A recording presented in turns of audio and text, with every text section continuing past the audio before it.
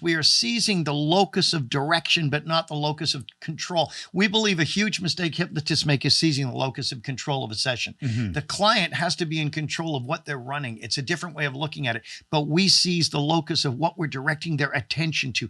Now think of this. Yeah, in a sense, highlighting the path forward and giving them a clear set of instructions on what to do without being overly controlling in how exactly they do it. Yeah, and especially if you're working in therapy, if you're doing the direct stuff and you're over the top with it, you can really freak people out. This is why we think it's important to be able to slide up and down or back and forth on the continuum. If you have someone who's very quiet and a timid personality and quite fragile, you don't want to dominate them with this paternal approach. You probably scare the crap out of them. Yeah. Which can be messy.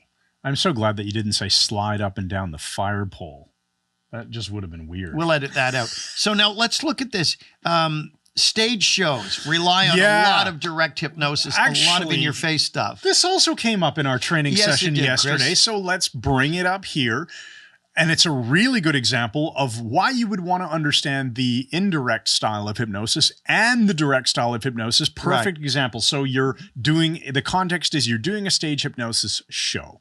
Okay. Yeah. Well, you've got to build a relationship with the audience and give them stories and embed suggestions and create emotions. Build rapport with the entire audience. So people are going to want to volunteer. That's all indirect. Presuppositions. And when you come up and volunteer in a few minutes, all of these things are indirect and very Ericksonian in that sense. But once you have them on stage, the number one, apart from the ecology of everybody there, the number one thing is to keep it moving. It must be entertaining. So there'll be a lot of highly directive stuff. Yeah.